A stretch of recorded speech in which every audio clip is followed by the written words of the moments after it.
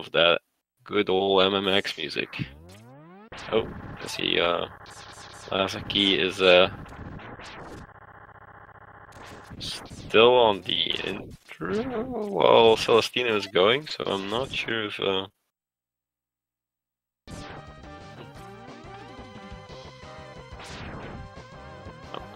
there we go. We were a little bit off, but it has been fixed. So, the intro stage, we've all been here. Hold water right and get down to mashing. It's practice for your thumbs. All you have to do out here is just smash that button a lot, really fast. And with that, we see some good beats going for boat runners. Laseki, I believe, got a machine gun, and Celestinno, I think Celestinno got a passive, didn't he? Alright, the second one is a machine gun, so boat runners actually make it through safely and have 3 HP, which is actually, I think, the best you can get in a race. You have no risk of dying, even if you take a bonk by accident, because, I mean, it's never impossible to smash your face into something, even in the intro. So if you're at 1 or 2 HP, you could still die. If you do not believe me, I have done this myself, so I know what I'm talking about. Celestinno misses that one car, has to turn around for a second. But with 3 HP, you're always gonna get grabbed by files, so it's pretty good to be at that and have no risk of dying anywhere. Unless you really, for some reason, start bonking a lot of things. But generally, mistakes are very rarely made. It's an intro stage. And Laseki actually gets a really good start there. Gets a pretty good time on that ship. And may actually have a pretty good start here with a 1 minute and 59 grab. And there we see file with that English text. So Celestinno gets grabbed by a file at 2:05 and gets talked down to with a bunch of Japanese gibberish that most of us can unfortunately not read. I wish I could, but yeah, sadly I cannot. And well, I don't know if these runners did that kick. We'll have to see as we get to Eagle, but I mean, you know, even if it's not the actual death kick that we know in Eagle, you can still have a lot of death with no kick somewhere else, I'm sure. And with that, we're gonna go on the way to the penguin stage. Dashing through the snow. Well, okay, maybe that's a lie because we don't have dash yet. So we'll do that a bit later when we get back up the cave. For now, we're just gonna focus on killing some of the wildlife out here. You know, all of those manly lumberjacks chucking woods at you, and the bunnies, the cute little bunnies. Do not be deceived by these cute little bunnies. They are a little bit like the bunny from Monty Python and the Holy Grail, because if that thing hits you, it's kind of like a mini truck crashing right into your face. I believe they deal 4 or 5 damage? I think it's 5 damage. And there we go. Both of them on this capsule.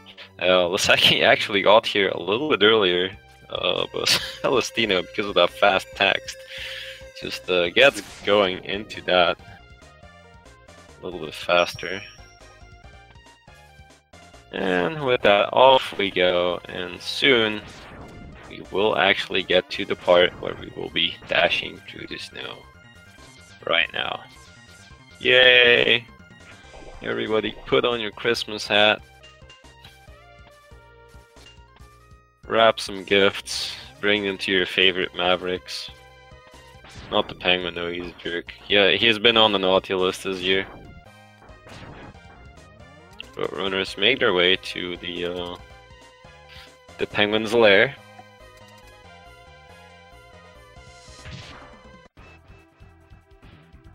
Apparently, meanwhile, we have a nice Christmas carol going, MMX style. If I knew the lyrics better, I would actually engage in some singing. Fortunately, my singing skills do not include to this song specifically. And ooh, Celestinno going low. Penguin so far is not really given the worst RNG, but Celestinno does have to care a little bit as he plays pretty close combat with Penguin, but makes it out alive, no problem, no issues here, and gets the fade out. This means that on Celestinno's side, I do believe that we have Laseki's sound, so you won't notice it. But when you get a fade out, which means that you press start at the frame, where X starts walking to the middle, if you press start on that frame, the screen goes to black. I'm not really sure why. I'm not sure if anyone really knows why. But that does mean that on the next stage, your sound will be reduced. Like you will have some kind of soft music glitch where all of your sound is really soft. So it's left a lot of people confused watching standard runs, as they come into the stream and suddenly wonder like, huh, why can't I hear anything, Mr. Streamer? And it's like, oh yeah, because I'm really good and I got this frame perfect glitch going. Honestly, it's more luck than skill though. It's pretty hard to time it, because you have to be pretty god dang precise. And with that, meanwhile, we see that boat runners have made it to the halfway point of Coanger, which is the top of the elevator. Laseki, a little bit low on HP, might have to be a little bit careful, because if he takes an extra bonk somewhere in this climb, he's gonna be in kill range for Coanger. Alternatively, one of the enemies right before the door might still drop him a big health, and then he will be fine. How many FPS is this game? Well, it kind of depends on the version you play. Boat Runners will be on 60 FPS. The the NTSC version, the American version, that Laseki is playing, is 60 FPS. The Japanese version that Celestinno plays is 60 FPS. And if you were to live in a region like mine, PAL region like Europe, then you will in fact have a 50 FPS game. And believe me, it feels really slow if you've played the 60 FPS version. So meanwhile, we see both of them dealing with Coanger. Celestinno actually went and got the dance going, while Laseki is moving around a lot, tries to juke out of Coanger and get the hits in. And oh, Coanger making a little juke inside the hitbox of Celestinno, but both not really too far away from each other as they kill Coanger. Will Laseki grab the armor? I have no idea. We are about to find out. I think I saw runners talking to each other about safety strats before the race, but I did not really talk to them personally for too long. Let's see. Oh no, they didn't really talk about the armor, so let's find out, right? Celestinno, going once. Nope, no body armor today. I will just wear my blue suit for this run. That is just fine, the way it should be played. And Celestinno, however, does opt for the safety armor. Will in fact spend about a minute of his time, well, maybe not a minute, more like a half minute, killing RT55J, also known as Green Biker Dad, the dad of the Green Biker dude at the start of X2, and will pick up the body armor designed by Dr. Light. We will also see if this run gets validated with the dough capsule, and it does not. So we may as well declare Laseki the winner, but since SRL does not like our local rules, we will in fact finish the race instead. And with that, we do see that Laseki has a bit of an advantage right now. Yeah, that is all because of the armor that gets picked up, but we do notice that a lot of runners really do benefit from the armor. That, yeah, in the late game just gives you much of an easier time. And in a race setting where you really don't want to afford that on later stages and lose a ton of time this can actually make the difference between a victory and a loss. But I mean, if you're very confident, you really don't need all of that. It is possible if he loses the first set that he will indeed grab the armor in game number 2, but I think that will also depend on whether it's really related to that he gets behind. So, although we have seen that a lot of these races get decided by deaths, or like who does not die or who dies a little less than the next guy. I would know I won quite a few races because my opponent just died more than I did. And with that, we see Celestinno finishing Kuwanger. Laseki, meanwhile, moving to the platforms. No death kick to be seen here. Decides to be a smart man, which is not always the most entertaining, but I mean, who can blame him? He has a race to win. Probably does not want to go out of this tournament. He's currently at 2 losses and no wins, and he probably wants to have some honor for himself and go like, oh, I need at least a win, man. But Celestinno, on his side, is like, I didn't win a game yet, but if I still win 2 games, there is a chance I get the brackets. So, yeah. And we see both players are on the same stage, but one is at the start. Ooh, Celestinno making a little mistake there. That's a little drop down the elevator. Laseki gets pulled up a little bit by Eagle RNG, but not too bad. Got 1 dive, although hovers are actually a bit worse. And as I see Celestinno pass by here on the sub tank, it's I did notice but did not point out that Laseki got it as well. So both players are definitely opting for their safety strats. You can always pick what you want or don't want. This sub tank has actually gotten by a lot of people on these runs, simply because, you know, the sub tank is very easy to fill up, and in the late game gives you an easy extra 2-3 heads to take. So even more in Celestinno's case, because he takes less damage to begin with, so all of the HP that he gets out of a sub tank pretty much counts double. Faster in this game is low percent. I'm not really sure, but I mean, I would guess that low percent is pretty much always faster than 100% because it doesn't require you to pick up items. If there is in fact a game that where it's reverse, you let me know, because, well, it would really surprise me. And yeah, you get to set them on the platforms with the sub tank that a lot of players are often familiar with, because a lot of people lay 100% right before they do any percent. So we will actually be seeing players grab the sub tank and then have a really easy time on the platforms because they know where everything's gonna be. And Laseki here is at Mammoth, and we see that Celestinno is not gonna have any of that route and opts to go to Mandrill. Mammoth can be put in anywhere that they want, so it's really your own choice. And well, this means routes will be diverging a little bit, making it hard to track who is actually ahead or behind until the point where their routes come together again, which will very likely be Dillo at number 7. And yeah, indeed, Celestinno has gotten a couple fade outs already. In fact, also getting a fade out saves you 20 frames, 1/3 of a second.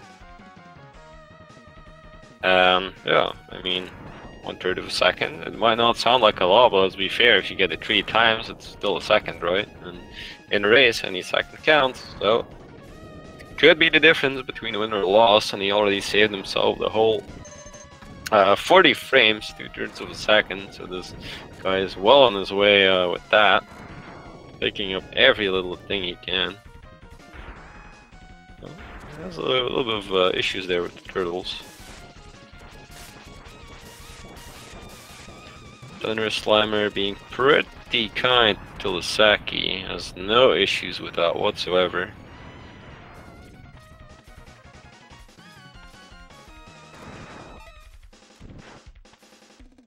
And Mando will be up next for both players.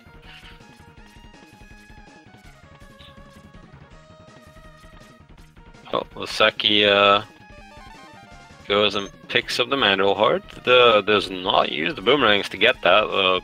Says, hey, I don't need boomerangs, I can do that myself. Boomerangs are a luxury that I don't need. I'm not a spoiled little brat. I can work for things. And Celestinno, no issues with Mandrill whatsoever. Just shoots him down with a pile of ice and goes on his way.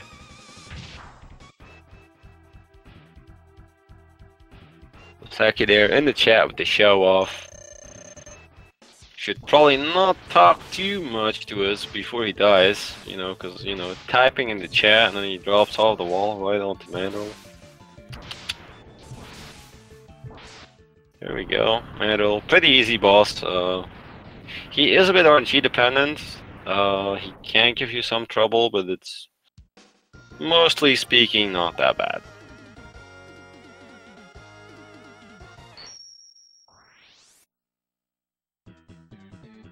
With that, we see Celestinno with some boomerang strats as he picks up a bunch of stuff throughout the Dillo stage. I've actually not seen anyone use boomerangs to pick up those hell drops before that were laying on top there, but I mean, this just shows that people opt for whatever they can sometimes. And if he is like, this will fill up my sub tank even more, I want to have it as soon as possible, well, why not, right? And he also picks up the heart here in the the Dillo stage. My mind is apparently lagging a little bit behind. And is now on his way to the Dillo fight. Actually, oh my god! Celestinno, that was really dangerous what he did there. Jumping off that cart. Actually almost took a little dive into that big pit of doom. I would have set him back quite big amount of distance and give Laseki a good lead. Dillo gives good RNG to Celestinno, so Laseki meanwhile on the way to that same boss fight.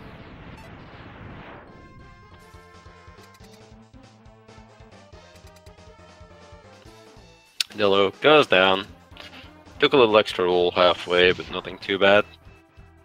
And let's see what Laseki gets from Dillo. Is it for free or is it the 10-second rolls? It is the rolls.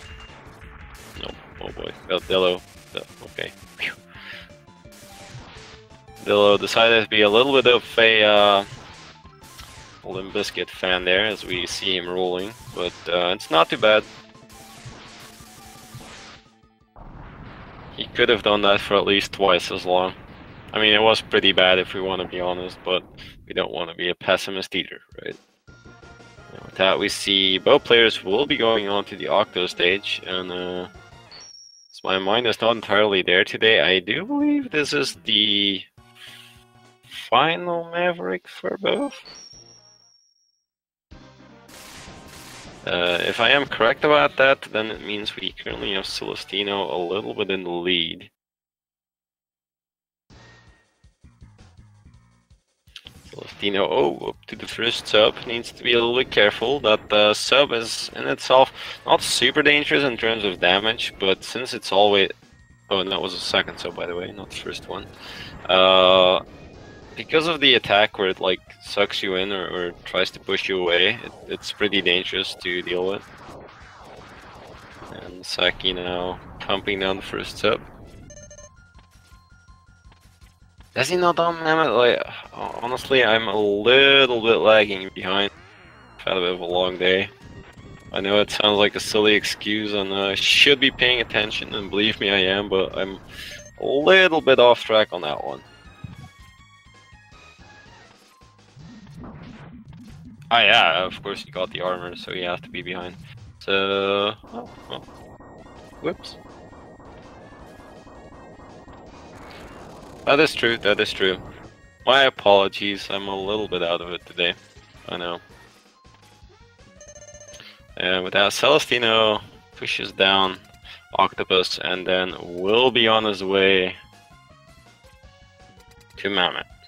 And he gets another fade out. What do we say about that? This is his third fade out. This is the third time he saves 20 frames, and that means that he has saved himself an entire second over the course of this run due to that little trick. And indeed, he does still have to do Mammoth, and apparently forgot where that stage select was at for a moment.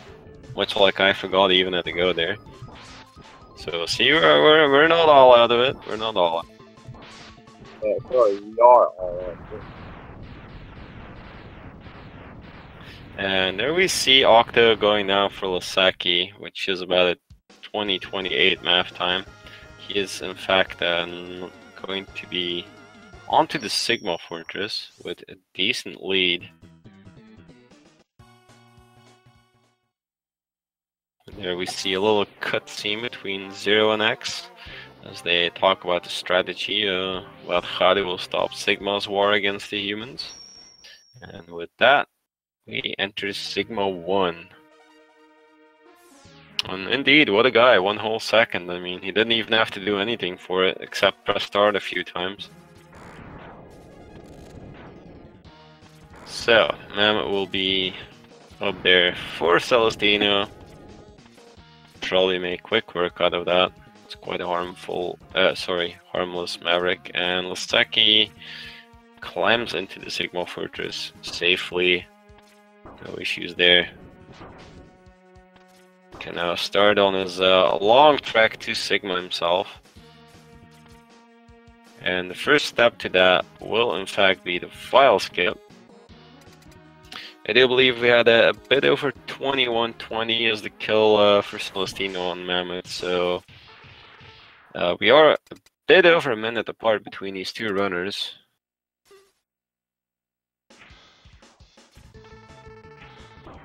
And we see Laseki executing the file skip, and it looks like he is doing that just fine as Zero starts his explosion, meaning we will not be soft locking today, or at least not on this race, by Laseki. We might still see on Celestinno, but hopefully not. He is behind, and he really needs to catch up now. Harley, the Buster upgrade does have to be picked up in 100% because you need it for the Hadoken. So you will always be going into the Mammoth stage and picking it up. It's required. 100% is 100%, so you have to take it all. Laseki, meanwhile, on your left, taking down Vile. Did take a couple hits there. Not really what you want, because Vile is pretty painful if he starts hitting you. Also, keep in mind, Laseki did not bring the armor, and apparently it feels like he needs to pull out some swag here as he starts the rest of his trek into Sigma 1 with a nice sled. It's like, oh, look at my fancy ride, you guys. No one else has this kind of fancy ride here. And he was a bit low on HP, but that one flyer guy decided to very kindly donate him a big ultra. And meanwhile, we see Celestinno on your right, nicely executing the file skip. So, no soft blocks here. Please try again later. Oh, Koenger desperately trying to dash into Laseki. And let's see the file fight by Celestinno. Gets a pretty good fight. Takes a little hit from Vile, nothing really bad. How much time does English version lose to Japanese? It's around 10 seconds. It's probably a little bit more. I believe it's 12, 13 seconds and 100%, but then you do have an extra capsule on the Hadoken. I'm gonna try and be safe and say it's 12 seconds. So technically, if Laseki were to lose this race by 10 seconds, let's say, then you could argue that he won, but that he just lost because of his version. However, we do not account for that in these races, and Laseki is having a bit of issues there with Spider. Took a couple bonks now. It's really low HP, he has to be careful. Meanwhile, Celestinno dodging the Coanger grabs. Ooh, Laseki keeps his distance, but causes him to miss a nice sled. Ah! That was really close, this guy. Oh my god. Oh, the finish is just fun. Even else got a heart attack there because, jeez. Says Paimon, yeah, you can actually get ahead after Sigma 1, but then you also need to think that you would lose a lot of time for 100%.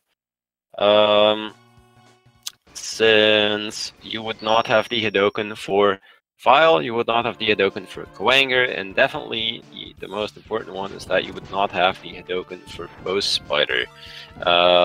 Meaning that, yeah, you would lose a lot of time to just the RNG pattern of Bow Spider crossing over everywhere. That is really why you really want to have the Hadoken here as you pop into the Sigma stages. And Penguin, meanwhile, being a bit of a butt with slides. I think it was a double slide actually, if I'm not mistaken. But that's a nice hit streak right there, and Celestinno is doing his best job on Bow Spider. Seems to have no issues with that. Gets a couple babies for the road, but we'll actually be finishing off with a lemon. Because when life gives you lemons, kill spiders with them. Whatever they told you as a kid, no. Yeah. So Celestinno there tried to do a fade out in the Sigma stages. Now you cannot pause the game pressing start when you're walking to the middle on the Maverick stages, but you can actually pause the game in the Sigma stages. So that's what you saw there. He tried to fade out, but instead of winning 20 frames, he probably lost a second. So poor guy made a bit of a calculated risk, but lost the bet. And Laseki, meanwhile, got a couple dice from Eagle, so he loses a little bit of time there. Celestinno actually gets a pretty quick slide there right off the bat. Now we do see boat runners on the same stage, but they're quite a ways apart. The two RNG birds being the difference between the two of them.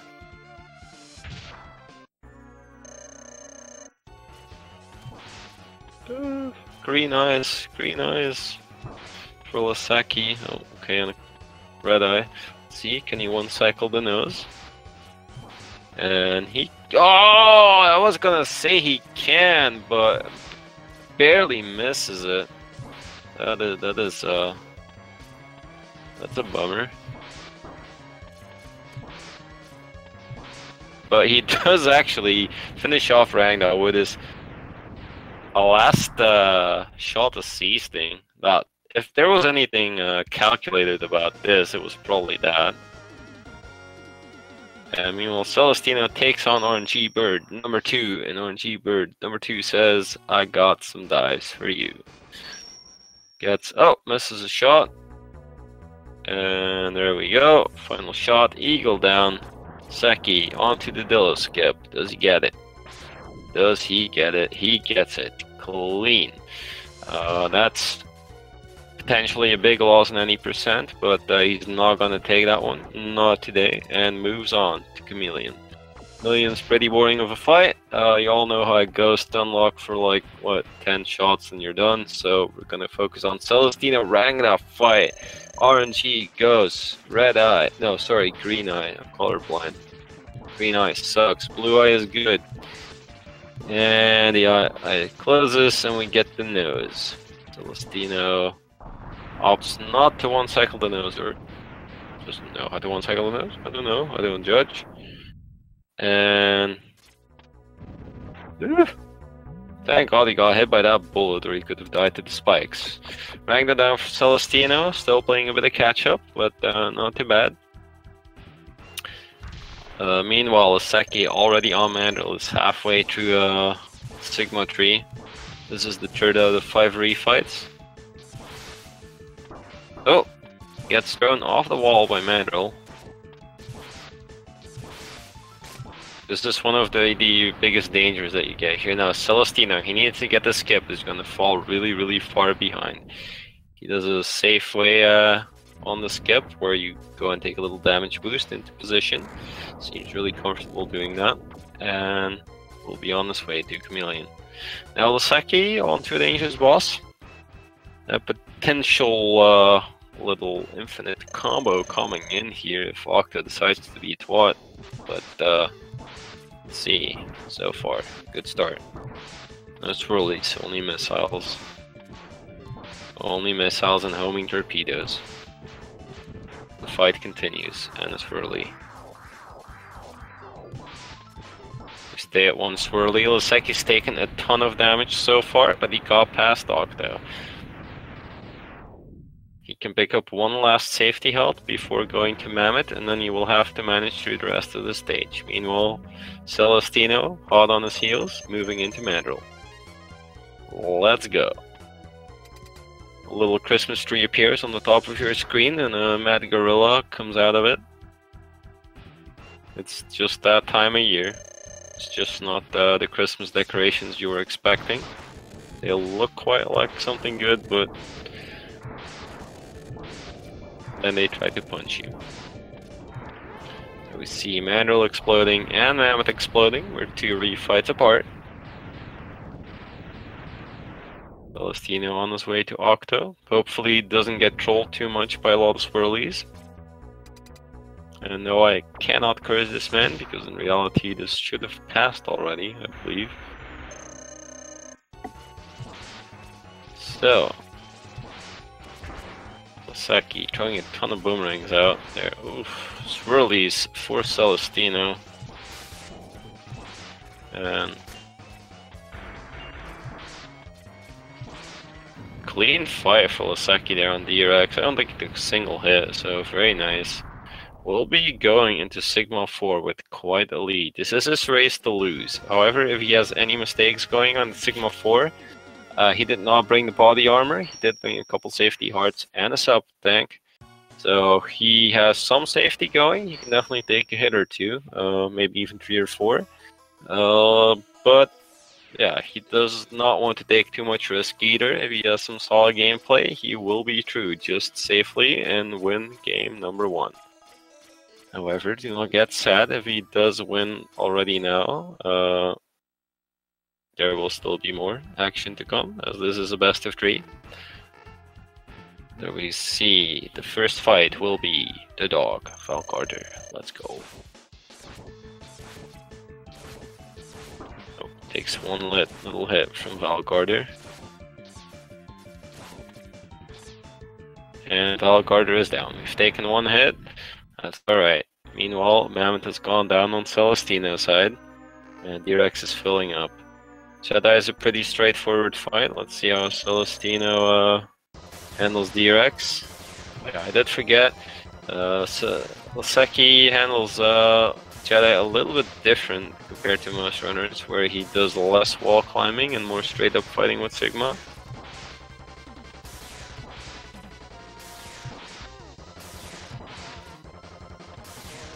This may or may not interest you to see how he does it. I'm not sure. I think this is actually a little bit slower than the wall climbing, but I could be wrong.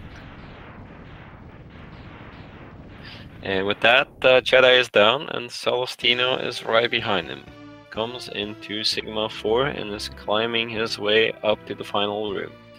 But on your left, Laseki, finish line inside, gets instantly pushed against the wall by a claw. Takes hit from the claw, misses a shot. Has to be careful. 1 lightning right now will kill him. Sub tanks, oof. Good call, because he gets hit by lightning. That's dangerous. Ooh, right claw tries to interfere. More lightnings. Claw misses. Claw puts him against the wall. This guy. Nice, he finishes with a time of 33:16 officially on Razebot. Wow. That was actually a really good fight there at the end. Handled that very well, because there were a couple of tight moments there in that fight, with the right claw coming in and pushing him around. And Celestinno on your right has meanwhile taken out Valgarder. He's taken a couple hits so far, but still has a bunch of safeties left. Now taking down Jedi. Yeah, the no damage crush with the claw, it's a little bit special. If the claw moves up and pushes you up towards the ceiling, you actually won't have anything happen to you unless you move. If you move, you're probably dead. If you stand still, you're not going to take any damage. Confirmed in chat, if we have a nurse in the room, there's kind of if you would please change Laseki's diapers after that Sigma 4 fight. He seems to have a little bit of need for that, from what I read. And there we see Celestinno actually also having a bit of claw issues. So, takes an extra lightning and has moved to the right claw. And actually finishes up very nicely with 35-39, and we see his timer is in the blue. I believe that means this is a PB. Can we get a PB confirmation of Celestinno?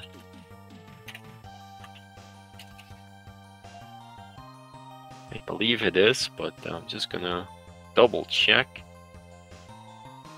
Okay, I asked him if this is a PB, and he tells me I think so. That is a rather awkward answer. I would have kind of expected a yes or a no, but perhaps he is so zoned into the race that he has no clue what the splits are like. So that's something. So, Celestinno and Laseki, race 1. Actually a pretty clean race for boat runners. No big hiccups anywhere, I would say. I don't instantly recall anyone dying. Which is not very exciting, but Laseki runs off and takes game 1. So, has the potential in race 2 to go and take the set and claim his honorable first victory, although it's his only chance at still having one here. But he's gonna fight for it. Celestinno wants to keep some hope at brackets alive by taking the victory today. But yeah, he is on the back foot now and will have to play catch up. Yeah, getting the armor costs you easily about a minute. Usually if you see people a little bit ahead coming into Chameleon and then they go for the armor, then yeah, they will generally take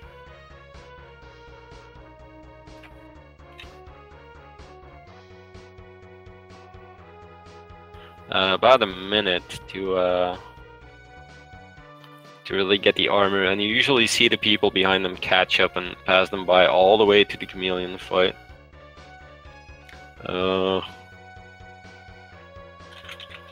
Just gonna see if boat runners are ready to go again, or if they would prefer to...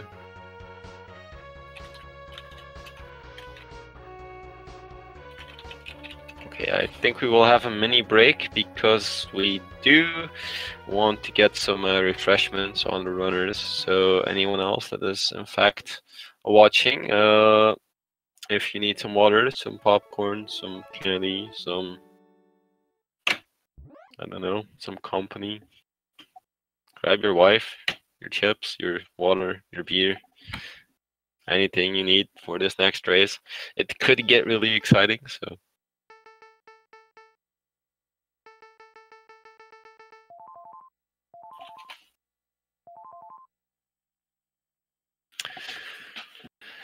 Right, so if you need anything, go get it now. I will actually have a short moment to take a drink myself. All this talking and talking and talking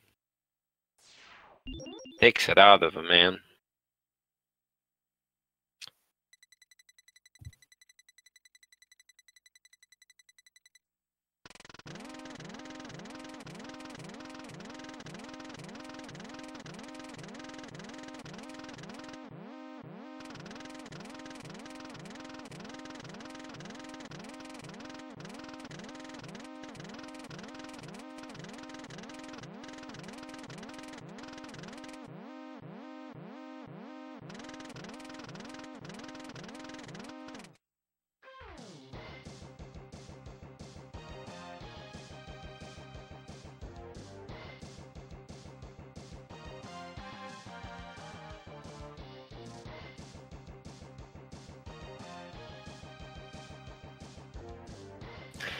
Alright, so meanwhile boat runners have readied up and we will be going in just a second. Put your party hats on, because here we go. Pew! Just for also any runners or potential runners in the future, I did mention this on a previous race, but someone told me afterwards, like, wow, that's something I really didn't know, and it's one of those little things that just never get mentioned anywhere, is that when you start this game, at the start game button, you can in fact press start a second time, and it will fade out the screen faster and get you the intro a little bit faster, and it saves you about a second. So if you think right now, hey, Laseki's 1 second ahead here, perhaps Celestinno did not press start the second time. Could just be that. Could be anything else. Who knows? Maybe it's just me imagining that he's behind. Laseki at 2 HP. That's a good HP to have. I will grab him at that point. Personally, I actually don't really like having 2 HP. Because if you slip anything through your mind in the intro stage, you see like these mini Vs that they're passing by right now. Those actually deal 2 damage, so if you for some odd reason space out for a moment and press the jump button, smash your face into one, that is a unfortunate little reset you have there to the halfway point of the intro stage. And Celestinno will be dangerous, but did make it out there alive. And with that, both of them are arriving at the airship. Just a couple cars to blow up, and your arch enemy appeared. Well, not really arch enemy, but still kind of arch enemy. He is quite troublesome to you for the course of the series. There we have him, File or Vava, depending which version you play on. Oh wow, Laseki gets quite a profile. File just walks right up, stands still right in front of him, grabs him for free. And Celestinno actually also gets a really kind Vile. Jeez. And then who's even kinder to boat runners is Zero, because as they're getting choked the life out of their little robot body, comes in to blow an arm off that mech File is in. And allows them to continue on in this run.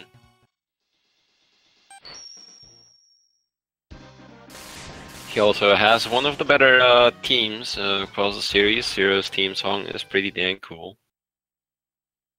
And while we're actually a bit into the races and everything and whatnot, I'd like to point out there's always a lot of action going on for the MMX tournament. There's a lot of runs being done, a lot of races being held, and it's always worth to follow the runners. I don't know, I kind of feel like I have to plug myself, because, you know, I'm still here, but follow the runners. Also, a little thank you to the Speed Gaming crew, meanwhile, for always hosting the tournaments and whatnot. It is always appreciated, not only for our community, but quite a few others. Laseki, meanwhile, having a couple of issues with that one jump there. Kept bonking his head into the ceiling instead of climbing up. And also, if you're interested in how the MMX tournament is going, there is a bracket schedule and a bunch of VODs in case you missed anything. So, and you can always see what's coming up. It's continuously updated, as players do need to plan their matches with each other. So check in a little bit every day. Yes, it is in fact true.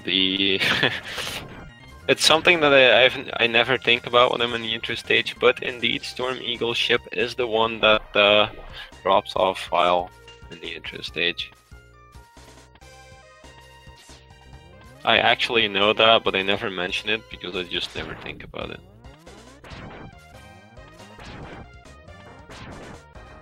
And with that, we see players almost synced getting to the penguin fight. That's pretty cool. Usually it's a little bit less likely to see them leave the penguin fight at the same time, because penguin is such a heavy RNG boss. But we will see, it's not impossible.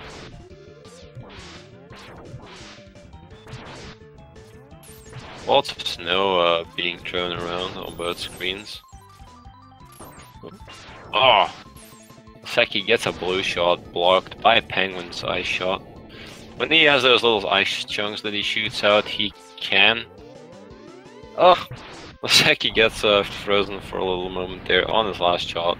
No big deal though. Kills him, and in fact, we're still quite synced after the Penguin fight. Orange or not. Arms raised to the sky for a millisecond in sync. Ooh, Laseki, it looked a little bit like he almost missed a stage select there. He hovered over Mammoth for like, I don't know, maybe a quarter of a second, making it look like he almost had wrong stage select going. And with that, we're gonna start a pretty big climb here to the Kuwanger stage. Celestinno having a little bit of issues there at the start. And then decides to take the ladder instead of jumping around. There's multiple ways sometimes to climb this tower. You can just go along the walls, you can climb through the ladders. Depends a bit on how skilled you are, or what you're most comfortable with. Or what you've simply practiced or not yet, I suppose. So that is always what you see runners do, a little bit different things. But generally it's not a huge difference. Of course, when you put it all together, it really stacks up, but yeah, all in all, most movement differences are small. We see both of them on the outside climb. It's really important here to time all of your shots appropriately. As you jump up the ladder ladders to try and kill them very efficiently and then grab onto your ladder so you can keep moving. Then the inside climb is also a pretty difficult one. This little climb inside the tower is... I'd have to double check how top tier runner, like, you know, top 5 in the categories rates it, but I think they will easily rate the inside tower climb of Kuwanger as a top 5 spot in the game, if not even top 3 on difficulty, because it's so extremely hard to optimize. Celestinno, meanwhile, on Kuwanger, starts off a dance, while Laseki is taking a lot of damage from Kuwanger and needs to be careful. But both seem to have balanced out. Once Kuwanger goes below 50%, he actually starts teleporting and should not teleport inside your hitbox anymore, just stand in the middle and you're fine. Celestinno again with a fade out, on his way to saving time through 20 frames per fade out. See, Laseki skipped the armor on the first race and won. So I think it's very likely that he will not pick it up here this time. However, Celestinno, is he going to take the safety armor again, or will he opt out of it thinking, I didn't die and I was still a minute behind? A minute is the difference of the body armor. Still goes for the body armor. Does kind of opt into this time loss and trade for safety, so he must kind of know what happened last race. I guess he will assume Laseki did not really die anywhere, so it looks like he is banking on Laseki to make mistakes here. It's something he chooses, but he also says, look, if Laseki makes a mistake, I have a big chance to win, because, you know, I have a small chance to die. Or at least a smaller chance to die. And also mentioning the capsule that spawns out there, you can actually land on it with your toe if you jump at the right time. It's called the toe capsule. It's a run validator, but Celestinno did not get it, so poor guy. I said this last round too, that we might as well give the race to Laseki now, by the run validation not being done by Celestinno. Actually turned out to be like that, but you know, it's just a meme, so I mean we don't have to stick to it. And with that, Chameleon will be dying on the left side. So Celestinno freestyles his way through the swamp, killing most enemies along the way, skipping over the mech. The mech's pretty cool and pretty fast, but getting into it and then jumping back out of it always stops you for a moment, so it's actually slower to use the mech in general. It's also really big and you know, difficult to move, and then you have that little, what would you say? Let's say that mini tower thing in the swamp where you only just fit through with a big fat mech of yours, so you're very likely not to just pass through and miss out on limited time. And oh, Celestinno actually was short on a boomerang. You generally, when you do RT55J for the capsule, you will be counting your boomerangs. So you have the correct amount of ammo when you get to boomerang. Wow, what am I even talking about? When you get to Chameleon himself, and then you just have to do all of the boomerangs and then finish on one dash shot. And then we have Storm Eagle next. Laseki did a good job. He again picked up the sub-tank on the top, leaving his platforms in a pretty steady and easy to maneuver pattern, as someone pointed out earlier. This is potentially also a reason, well, probably not the main reason why people go for the sub-tank, but if you do go for the sub-tank, it actually does make your platforms easier too, so it definitely is a double help. And with that, we see a very kind eagle start for Laseki. And is now trading hits with eagle.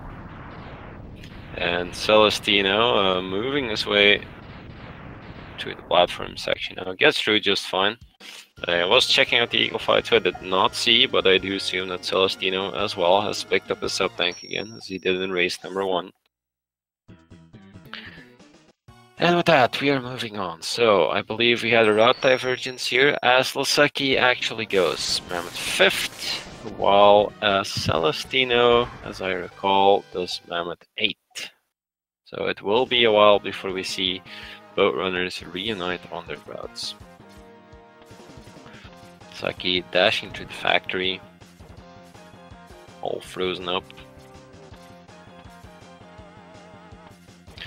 In case it's been long since you played this game, this factory is normally not frozen. It tends to be full of lava, flame pillars, and other fun stuff. But it's frozen up after you defeat Chill Penguin, so most people that know where the dash boots are will never ever get to see the lava in this stage, which is actually sad because it's pretty cool. And another fade out for Celestinno. What is up with this guy? He gets so many of them. It's actually crazy.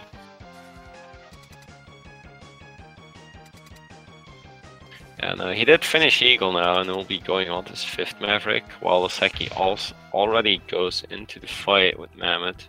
Mammoth, however, is a pretty short stage, so that's a little bit elusive. It's hard to tell how much he's exactly ahead off of that. As I've not really been keeping too much track of times today, at least not during the 8 Mavericks. But right now, Laseki is up 1 Maverick kill. This is his 5th, and Celestinno is on his way to his 5th. Celestinno opting for a whole bunch of tornadoes through the Sam's hallway. And now has to fight Thunder Slimer, one of, well, probably, no, just the most difficult and annoying mini-boss in this game. Doesn't get any worse than this guy. Pity the fool who actually selects Mandrill first on his first playthrough of this game, because he will have the worst day of his life. And on your left, Laseki has now also decided to hop into the power plant where Mandrill resides. And boat runners are now looking to move their way through the dark. Celestinno picks up the heart here in Mandrill. It's actually something I missed him doing earlier, and Laseki is on to Thunder Slimer. Needs to be a little bit careful.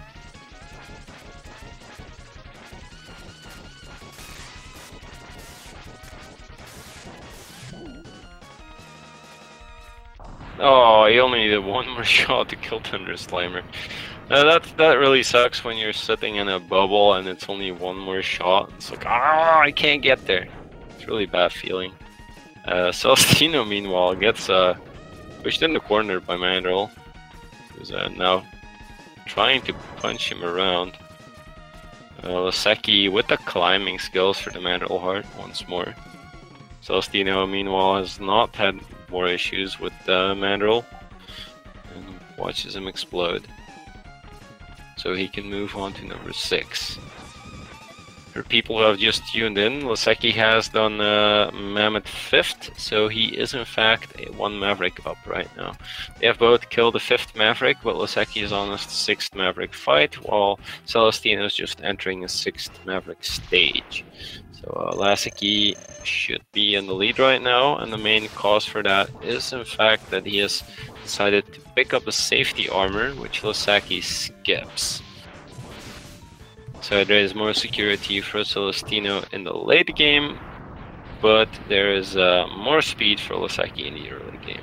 So provided that he actually plays a good race and does not die anywhere, he's just going to be faster.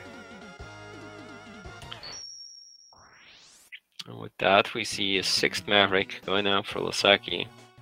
And both players will be going to Dillo's Amusement Park, or are already in Dillo's Amusement Park. There's a lot of kart rides. It's always a good stage to have midway, as you get a little bit of a break. You don't really have to pay attention when you're on the karts, except for the final one. And there's also really easy to pick up hearts here, right at the end.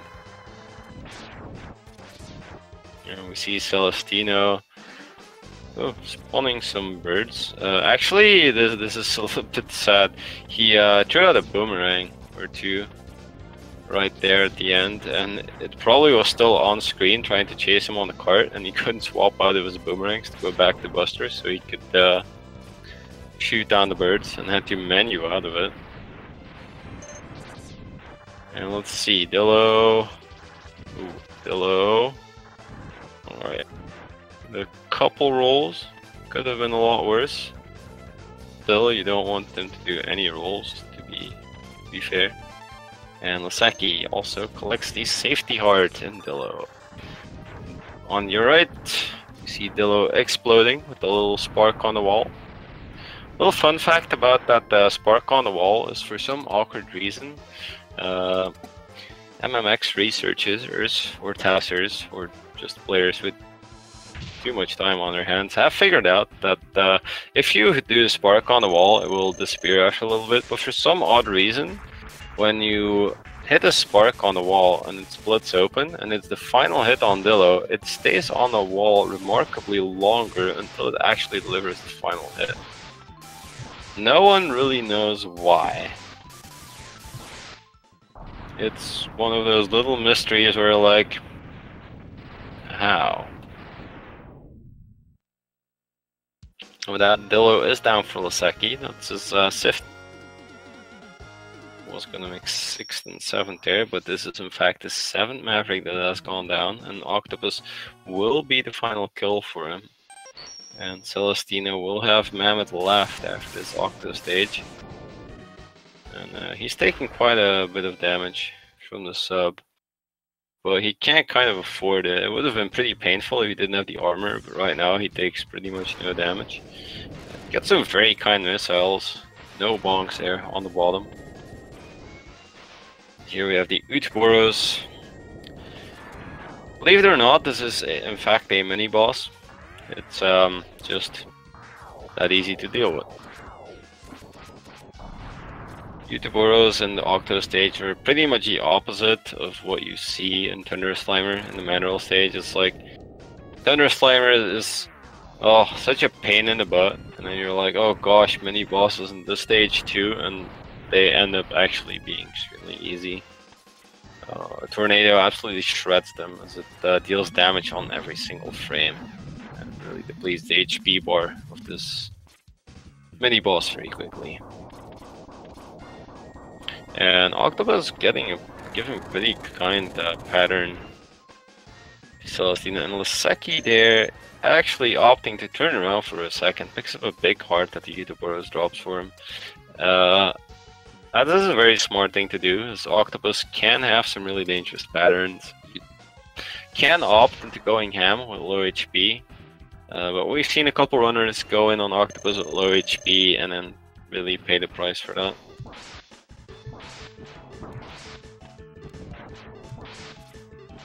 So Laseki on his final fight here, as Celestinno has entered Hammond stage. I don't think I saw any swirlies on the side of Celestinno, and Laseki getting a bit of a crap RNG here. 2 swirlies, that's still alright, it's not too bad. 20-30 kill in his final Maverick. It's a pretty respectable time. Laseki definitely no slouch of a runner. Can now move on to the Sigma stages as the first one of the 2. Has a little chat with Zero there to discuss how they're gonna stop Sigma. And Celestinno moving into his final Maverick for this race, at least for the initial 8 fights. And Laseki going on to the Sigma Fortress. Will we see him get in there without issues? Will he have issues? Laseki, as I believe he is quite an old runner, if I'm not mistaken, and he has a few things where he does a bit of his own style on it. Probably still some remainders from how people used to do things in runs. The way that he climbs into the fortress, it was one of them.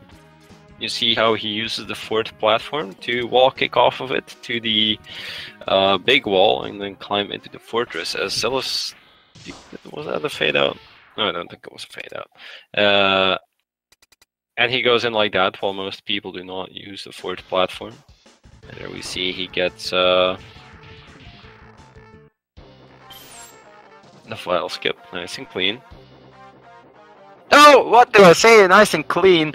Actually, I'm a little mistaken there. He soft-logged the game. It looked good, and then I looked away for a second only to realize that was a little bit mistaken.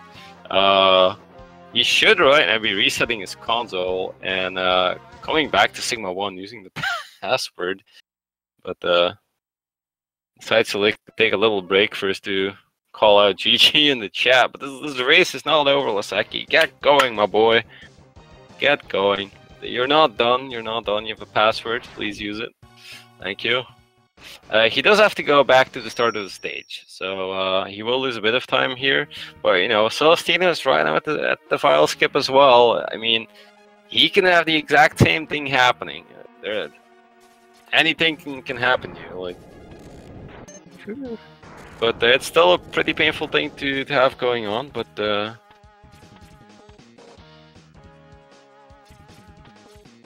no, there will be no restart.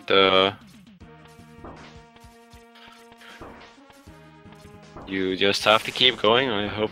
Well, I don't know if Celestinno has sound on commentary, but he should know that you can actually restart after a soft lock and get in with the password and keep going. In either case, even if Laseki had forfeit the race, Celestinno would have to finish the run for himself. So do not worry, there is still all the stages for you guys to see. Now, Viola went down there on Celestinno's side. Nice and clean. Off-screen explosion. Saves a bit of lag, always nice to have. And Laseki on attempt number 2 gets the file skip. Thank God. We did not want to see that happening a second time. That would be really painful.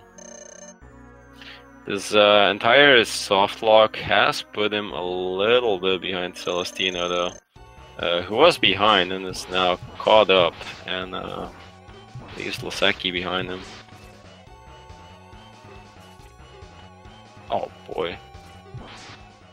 Bit of a tough lug there, Vile going off screen, and if he goes too far out of the screen, you can actually not hit him.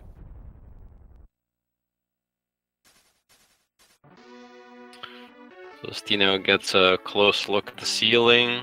Ooh, almost a second time. Guanger tosses him up.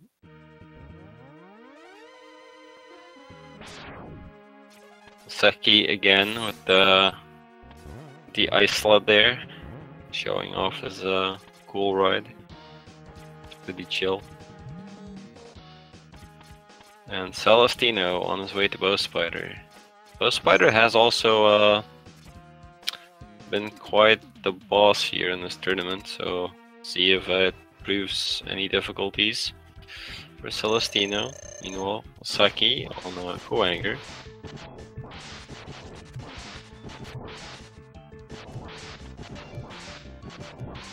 Baby spiders for Celestinno. Actually the most difficult thing to deal with while you're fighting spider. As not only do you have to read the pattern, but you also need to dodge the babies at the same time. He seems to be fine. Laseki farming to full HP, and Celestinno misses his last hit. What's going on? Calm down, my boy. Calm down. Okay, takes down Spider. Actually missed that one hit and probably got a little bit nervous there as baby spiders kept getting thrown at him.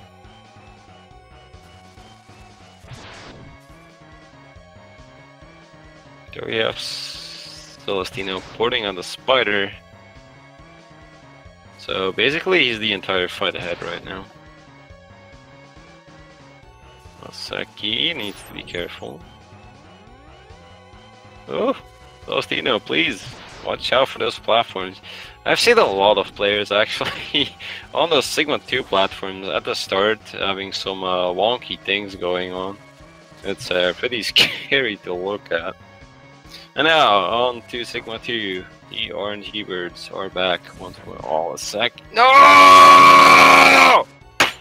Dang it, Laseki goes down 1-0 to Bow Spider. That's gonna leave Celestinno with a massive lead. There will be not enough ammo on his eye shot, so Laseki's gonna take him, massive time loss here. And takes a hit from Spider, and you see there the spider damage is really insane when she hits you straight up. I do believe that's 8 damage. And he will now have to fight her with Buster, and she keeps tossing out babies. That is such a pain to deal with. He has her at about 1/3 HP, and she keeps throwing spiders, adding insult to injury. Ooh, he goes slow again. I really hope that he does not get too many issues. One more hit will kill him. Meanwhile, Celestinno is far ahead, already on an Eagle in Sigma 2. Laseki actually looks a little bit slow on reading these patterns, sometimes really reacting only in the last moment. Quite makes me nervous if I have to be honest. On your right, you see Eagle going down. Laseki finishes Bow Spider, thank God. No more issues there. He can now actually move on to Sigma 2. But he has quite a long way to catch up. I think we should have a little bit... Celestinno, actually a lot of enemies on screen there, and gets a ton of lag. Missing a jump there.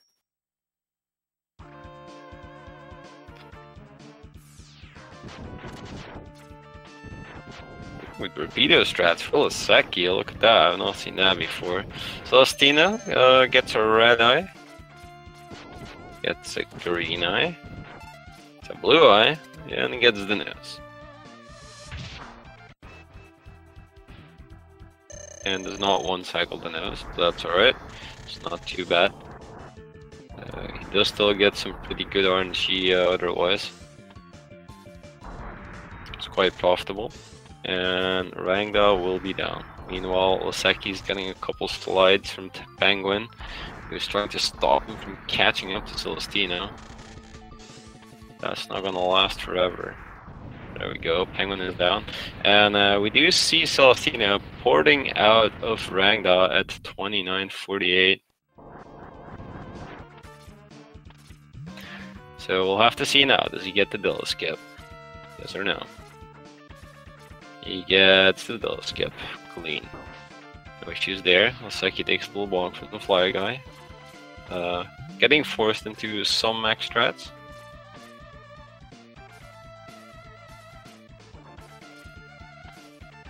Let's see if Eagle is a little bit more kind to him in RNG. It's not always the biggest factor, but you know, having some good RNG can catch up a little bit of time. And right now, because of that unfortunate late death spider, as well as the soft lock on Sigma 1, Laseki can use anything he can get. Maverick's exploding everywhere on both screens. Manor will be next. So if he didn't have enough light showers from explosions, this guy also brings his Christmas lights up there. Poink poink, it's a tree, it's Santa, oh no, it's Mandrill, oh crap. Although, I mean, he is a pretty big guy. I mean, I bet you could fit a Reploid or two on his lap, having served as Santa Claus if you gave him a beard. Laseki, oh, deals nicely with Rangda there. Very nice fight from Laseki on Rangda, very clean, gets a one cycle on the nose, gets some decent RNG on the eyes, and makes quick work of that. And I had a 31:41. That means that Laseki is just under 2 minutes behind Celestinno. All of these, you would think that it doesn't look like a big thing, because, you know, if you think about it, these Sigma stages are short. But even though they are short, it's all refights, so it's a really, really long time to catch up to someone in these stages. Because even though it's a half stage, you're talking 3 or 4 refights, and that's just one big ton of time. Celestinno picks up some extra HP to be safe going into Mammoth. It's always good to have, since DRX can be a bit of a pain, so... Oh. Laseki takes a couple bonks there as a chameleon jump around. Not a big deal. Most Mavericks here in the refights are not that extremely dangerous. Mandrill, kind of semi-dangerous, but you know, at the same time you also have refills between all of the refights, so we'll be fine. Celestinno onto DRX and Laseki onto Mandrill. Mandrill starting off with the punches, not messing around. Celestinno so far not getting very aggressive DRX patterns, and he will now be charging Spark Attack, considering everything that is really the attack you want DRX to do. You get free hits all the time. And with that, DRX down, and Celestinno is on his way to Sigma, so has a really, really good lead to take this race. However, he still needs to be careful. We saw last race as well, those claws, even though both players got through in one go on Sigma 4, those claws were quite a pain to both of them. Celestinno had to opt into some right strats. Laseki, oh, Laseki, careful, only 2 HP left after Octo. Laseki had to dodge out a ton of right claw movements and lightning, and I do believe both of their sub tanks were taken over the course of the fight. So let's see, Valgarder going up for Celestinno, takes 1 hit. And actually has a pretty clean fight there. Laseki opt for some safety HP before Mammoth. And will now be going to kill the big fat elephant. Clean fight, very clean. There's no issues whatsoever. And we see Celestinno taking down Jedi Sigma, climbing up and down walls. Right now it looks sort of like we're gonna have a game 3, but what will the claws decide? Still a lot that can happen. It all really depends on the final fight, always. We've seen so many runs get decided there. Races, I mean. Meanwhile, D-Rex trying his best to assert dinner over Laseki as he tries to chomp down on him really hard. Laseki claiming to be bad in the chat. I do believe chat has a job to support our runners and tell them they are not bad. And we see Celestinno has taken one lightning. Oh. Takes a claw. Ooh, right claw. Lightning. Right claw strat's quite. Ooh, lightning, and he's falling on the fire, but he takes the sub tank. Let's go, you. Half HP on Sigma. Okay, left claw playing nice. Opts for a little bit of wall safety. And there we go. Takes the race with an official SRL race bot time of 36:10. And that means everybody that we're gonna get a race 3 today, as Laseki and Celestinno will have to duke it out in game 3.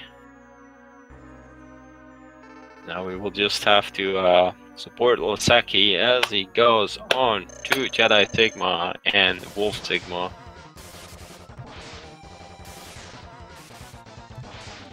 Oh, takes a hit there from Jedi Sigma. I do believe that the way he fights Jedi Sigma, he did it very cleanly in race number 1, but I do feel like it involves more risk overall. Although it looks more fun to execute, not gonna lie. And Jedi goes down, so I have to be a little bit careful here. He's at low HP, so I do hope he does not run into any instant claw issues, like when it stops right above your head on the wall. I see it coming already as I say this. Oh, he actually takes his sub tank. Oh, gets up clean. Watches the lightning. Some more lightning. And some more lightning. That's a whole lot of lightning, you stupid claw. You can stop that now. Right. It's already like 7 or 8 lightnings. Make that 8 or 9. Ooh, that one lightning hits and he goes to half HP. And he takes down the Wolf Sigma head. Falls down to the floor, the claws disappear. And Laseki finishes in 2nd place with an official race bot time 37:56.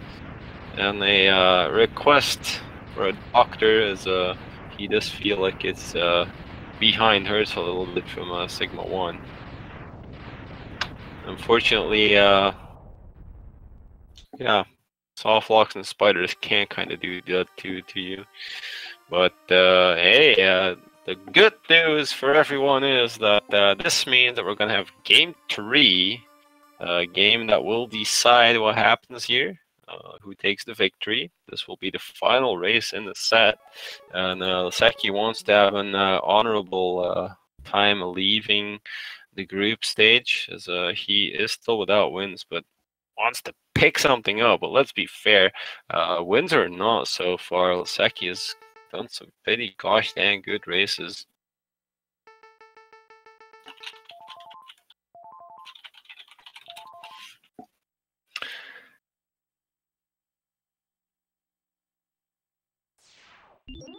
Just inquiring with our runners what the plan is, if they want a little break or if they want to go again straight away. For the viewers as well, if you like, you can always use this time between races and during the intro stage to refill your water, your popcorn, or whatever else you like to eat or drink.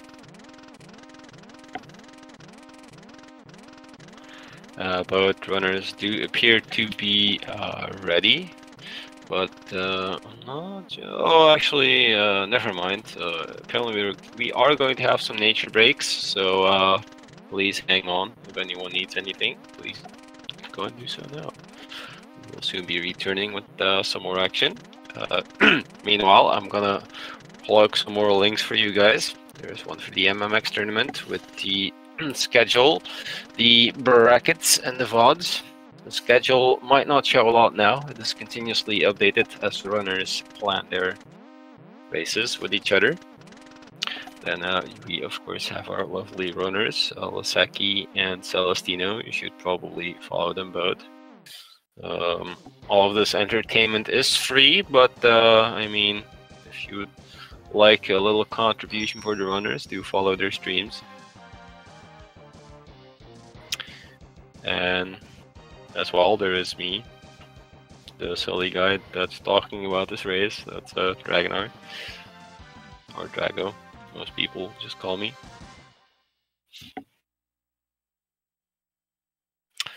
So meanwhile, I see that we have a rematch started in the SRL chat, and everyone is starting to enter the race. So I do believe that we will be going soon.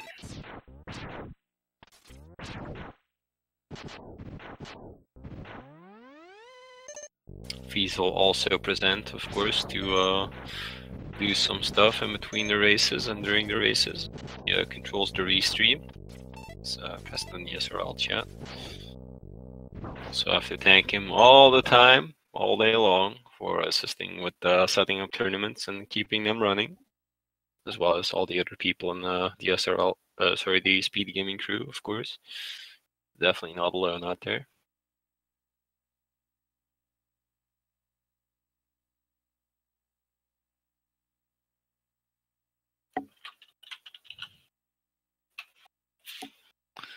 I see both of our runners have readied up, so they probably will get the go signal soon.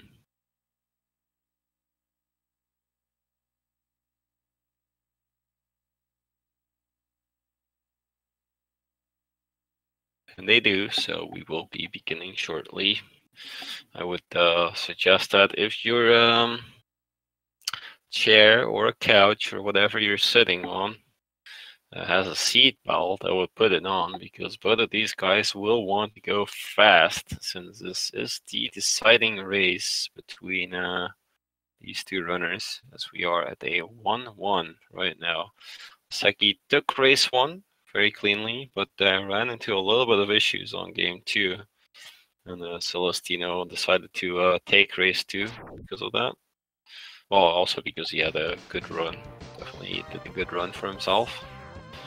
So I do see we're lacking a little icon there on the bottom at the moment, but I'm sure that will get fixed momentarily.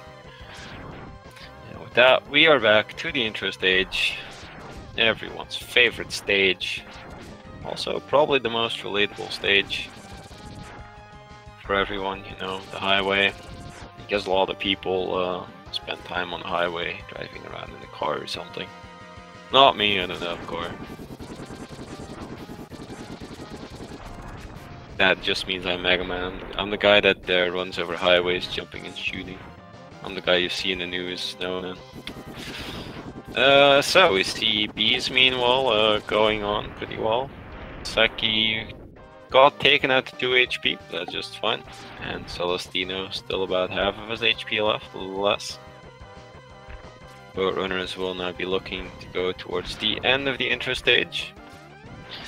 Celestinno still has to tank down a little bit of HP before Vile will attempt to cage him and put him in his place. Oh, Celestinno jumping a little bit too early there. Just a little bit of a drop, but does not fall into the pit, and he will be doing task cars. Gets it nice and clean. He needs to be a little bit careful that he does not overstep when he's on the cars. We've seen a lot of people die in the runs when they are doing task cars, and you want to have some forward movement on the cars, so you count double forward movement for more speed. And Vile sinking onto your screen there. How nice is that? But yeah, while you're moving forward on that car, of course, look at those kind of vials. What is this? A saint grab? What? This is blasphemy. Jesus. So on, this game is rigged. We never see synced intros like that. Even the same RNG on vial. Call shenanigans.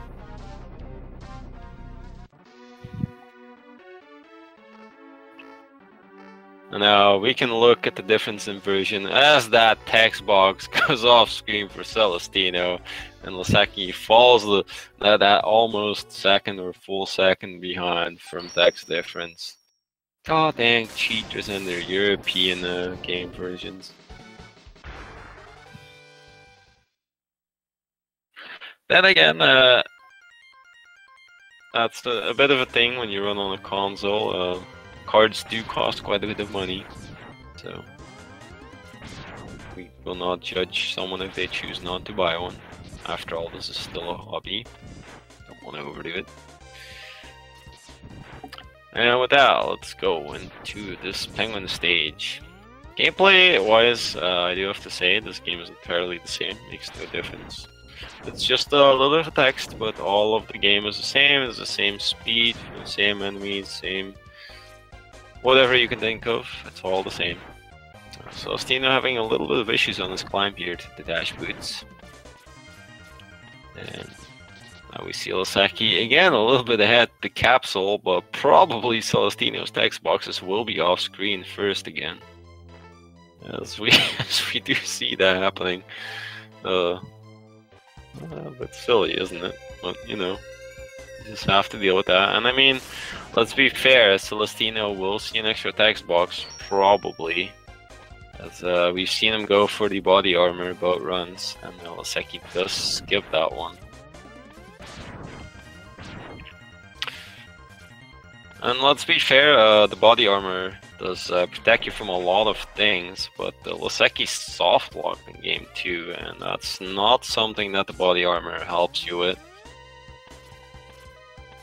Unfortunately, would be pretty broken if it did. And both of them. Oh. Celestinno decides to kill the last guy and try to get some HP out of him, so he can play a little bit more risky on Penguin. But I guess he will have to be a little bit reserved on what he does here. Do not play too risky. Laseki at full HP. Actually, even this RNG look, it's pretty similar so far. A jump, some ice chunks into a slide, into more stats. If you look at what's going on left and right, the first half of this Penguin fight, the RNG was almost identical. That is actually really crazy. Laseki takes down Penguin, first to be out of there. Will take the game to Kowanger with a miniature lead. As he's gonna go split a 519 on the victory wing, and on your right it's gonna be a 5, let's say 30, low 30, so about 11 seconds between the two after Penguin stage. But actually still, you know, really funny to see though that similar pinging RNG going. So that's a rare sight. Laseki misses a gap jump there, that's a little drop down. No big deal. Gap jumps are pretty hard in this game. They get a lot easier in X2 and X3, where gaps above ladders or stairs are actually a lot bigger than in X1. It is still possible here to gap jump, but it's really a lot more difficult. Other than passing by the turtles can get skipped, but it's a bit difficult. You need some good movement and a good setup for that. The boat runners just go by it in a normal way, and will not be having a little break halfway, riding the elevator, just dodging a couple enemies, and you're good to go. Then the most dreadful part of Kowanger. This is a very painful part because mistakes here cost you a lot of time. If you do not grab a ladder, you drop down, you get hit, you drop down. You see that on Celestinno was a small drop, but you can really easily lose 2-3 seconds here just by missing an input or not killing an enemy right away and just taking a big drop as you fall down. Laseki hits the Kowanger door at 707.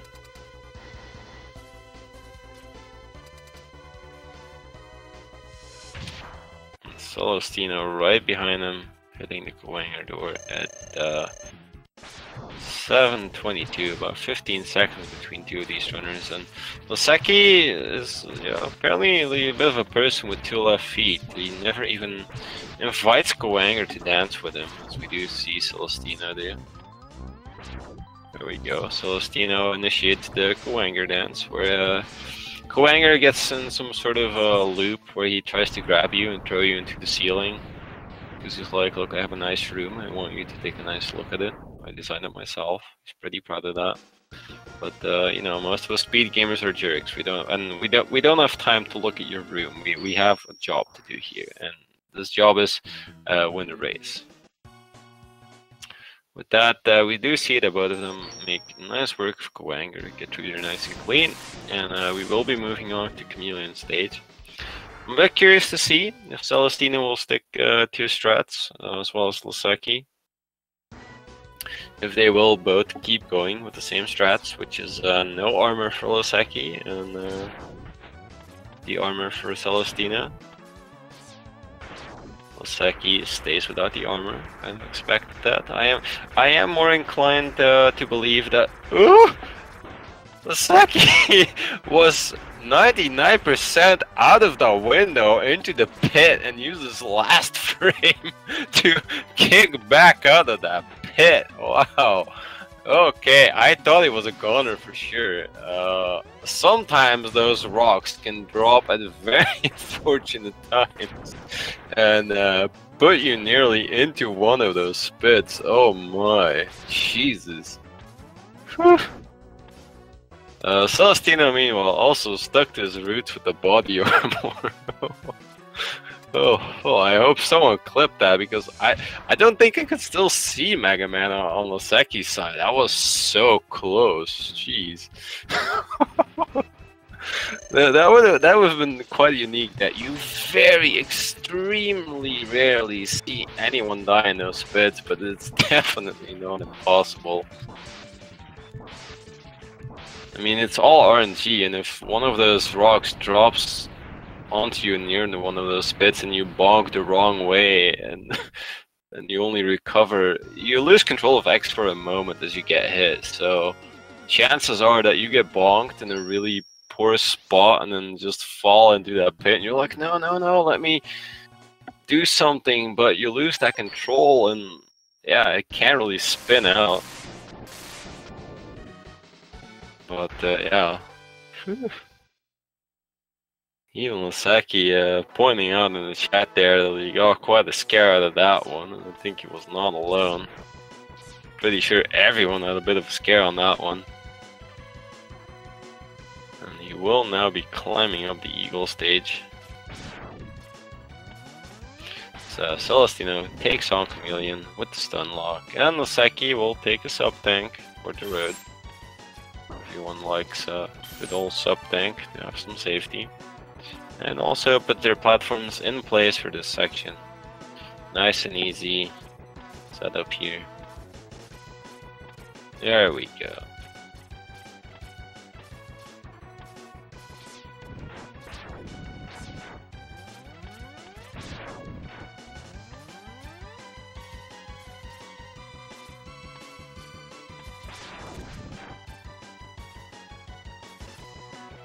Excuse me, I had to take a look at something.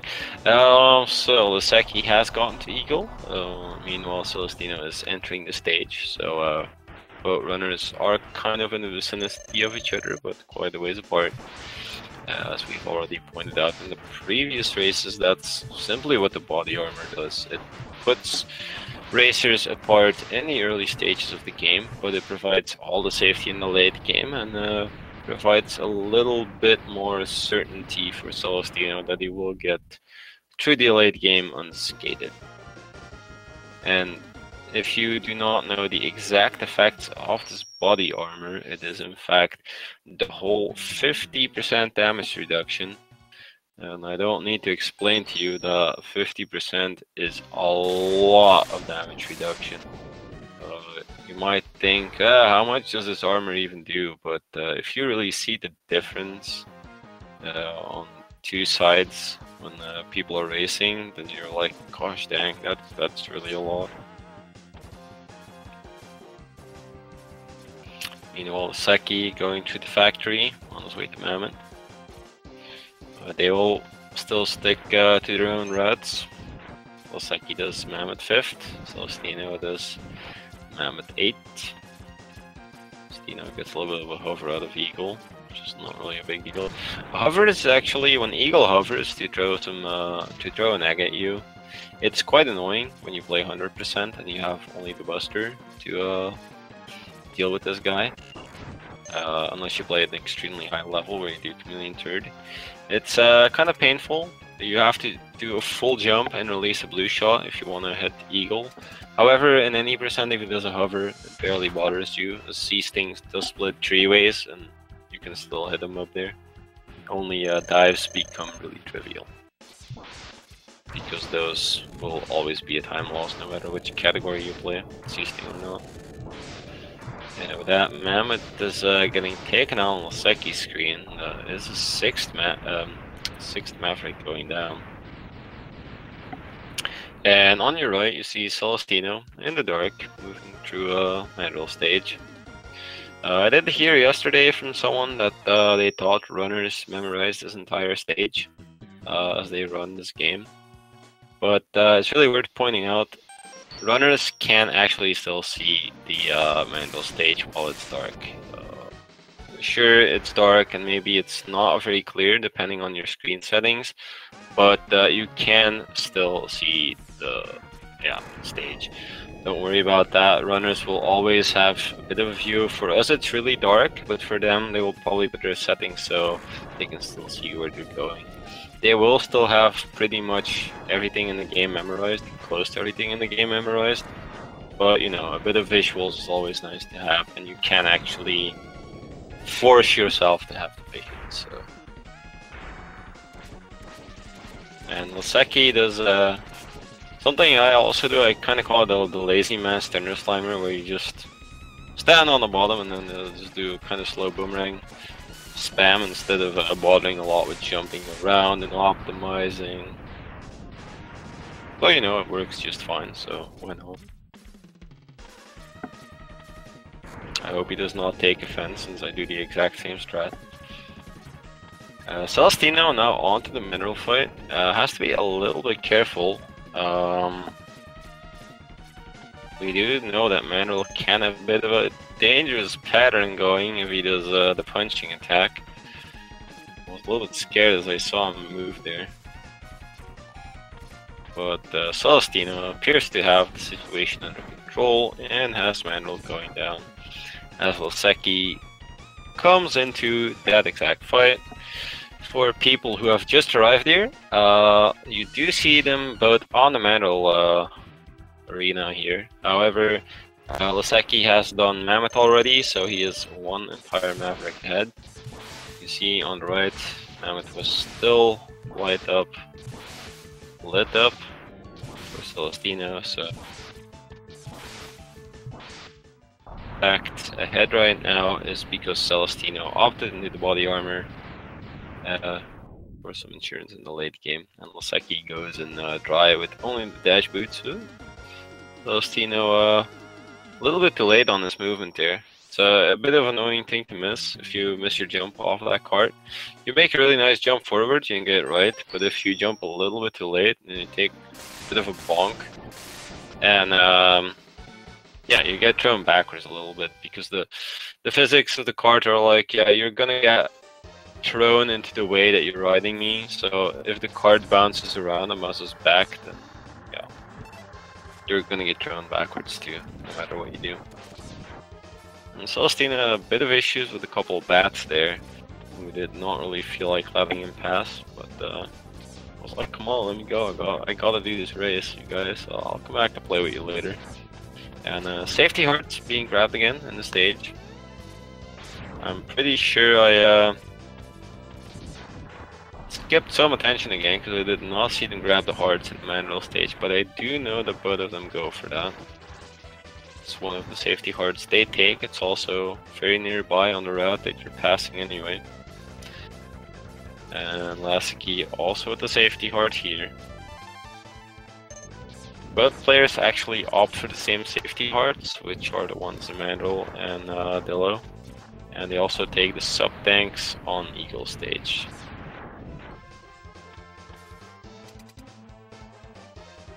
Yes, I do cheer that.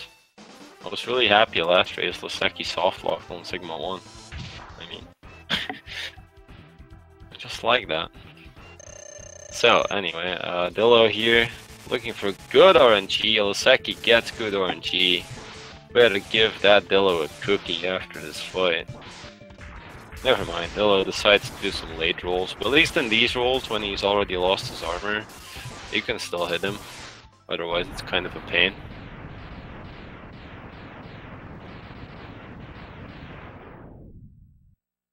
And Celestinno moving on to Octopus. Laseki right on his heels, you would think. But you know, well, that one stage that Celestinno still has to do after this one. Laseki will be done after Octo.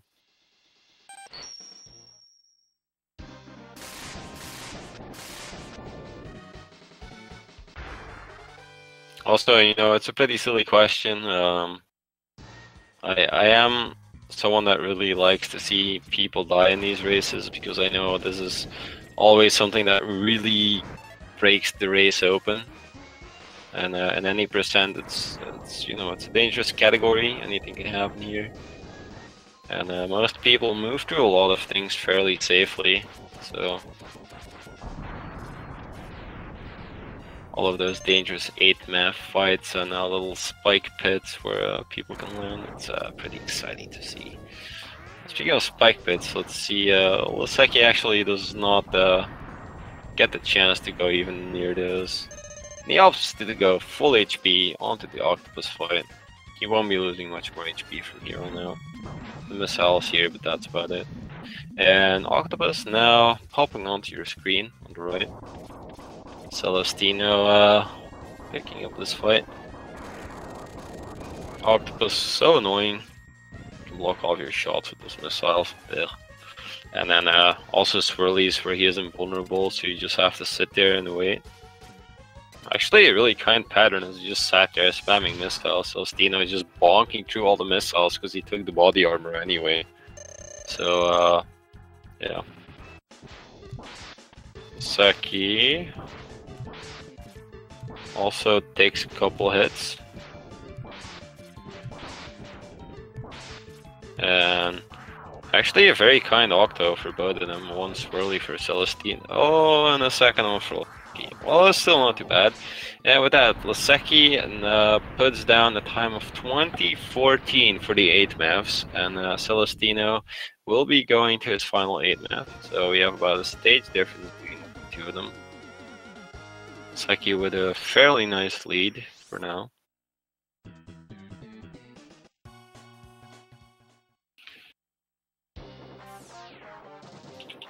Zero popping back in for some action.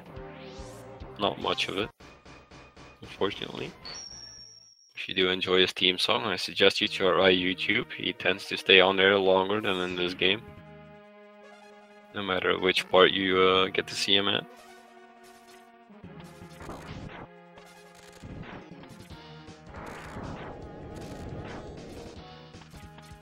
You could say also, you know, Zero does impact the games quite a lot, so you could say he's an unsung hero of the series, but he is quite unsung because he's simply dead all the time, so... Poor guy. So, Laseki here, into Sigma 1 as Celestinno approaches his final boss. Laseki probably going to be real careful here. He soft locked last round, so does not want to see that happening again.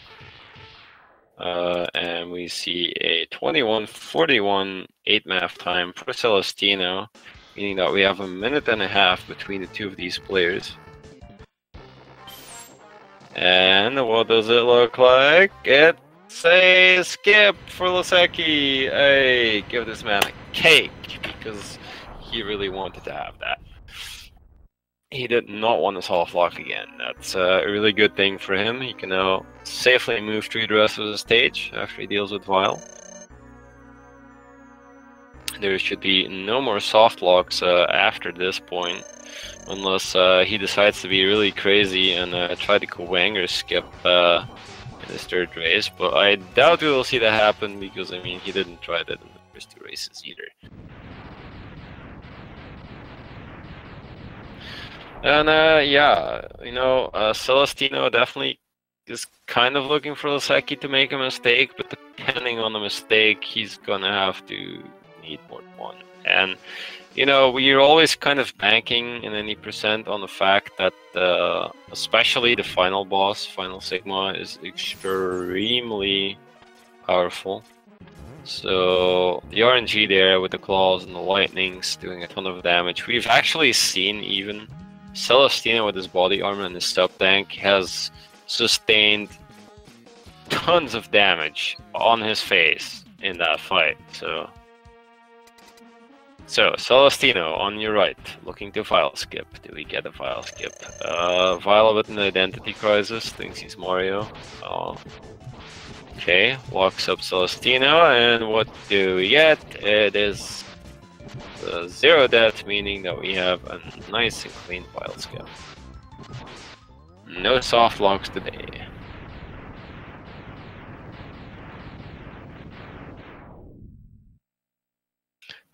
Laseki, meanwhile, cleans up Kuwanger, gets to go to Spider. Oh, actually gets a couple drops here on his way there, so it will be full HP. Oh, Celestinno. A bit of issues with File there. Luckily, he did take the body armor, so he does not have too many issues. So, Laseki, let's go. Spiders coming down on him. No baby so far. Let's hope it stays that way. Oh, that's a big crossover. Oh, Laseki reads the pattern a little poorly. Oh, bonk. Celestinno, meanwhile, maneuvering through the laser section. And on his way to Kuwanger.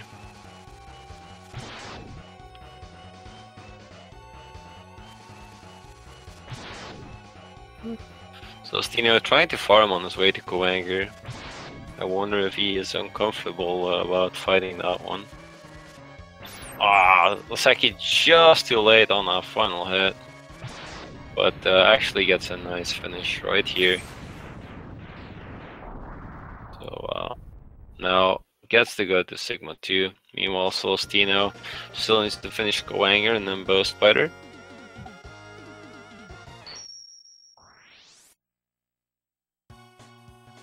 Files Yoshi is misbehaving. Yeah, I mean, that's another option. I personally think, because of all the jumping, that it's an identity crisis of File thinking he's Mario, but it could be that.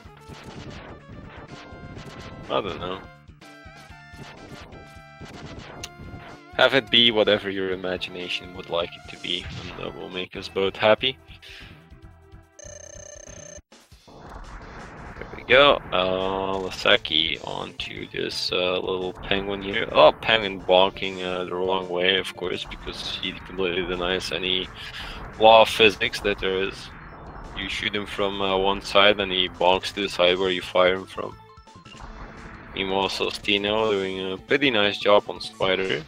Dodging out on baby spiders, and I shouldn't have said anything, because as I said that makes a little error there. Missed shot. He does not really want to make too many mistakes, because any mistake at this point means Laseki is running ahead of him. Of course, if you get a lot of baby spiders, there's not really much you can do about it. Oh my god, jeez. All the babies. I mean,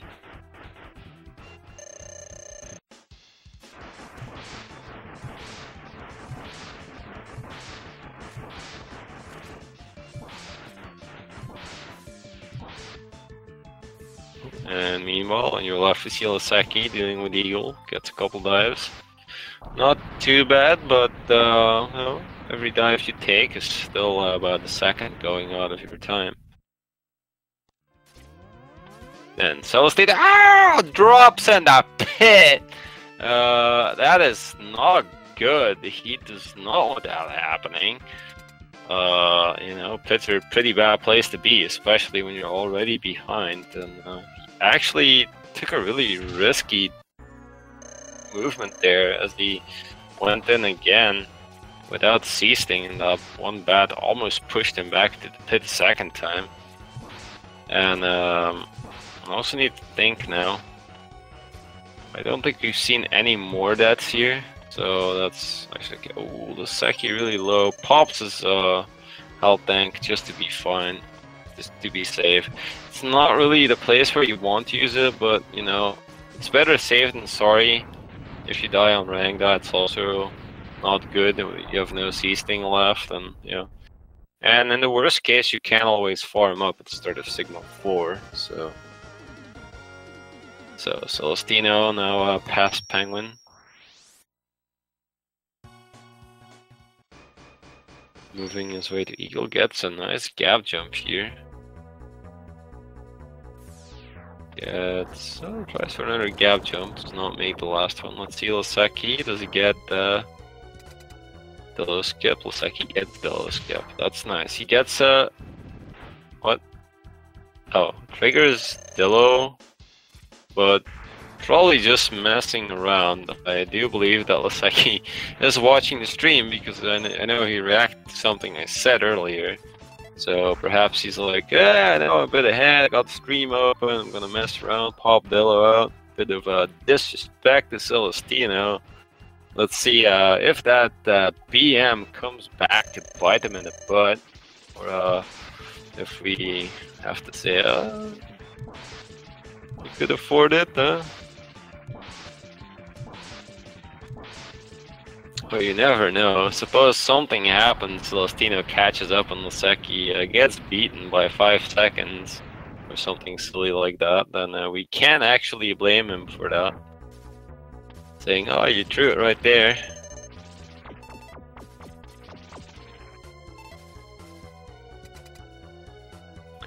Also, I think I'm not sure if we saw Dillo anymore after, but Dillo gets a bunch of distorted colors going. The final eye being a little bit annoying there for Celestinno. Dillo gets some distorted colors and whatnot after you spawn him there with the door open.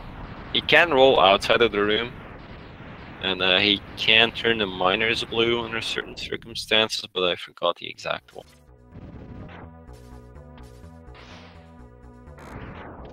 Laseki tornadoing him this way to Octo. Picks up some extra safety HP, just to be fine.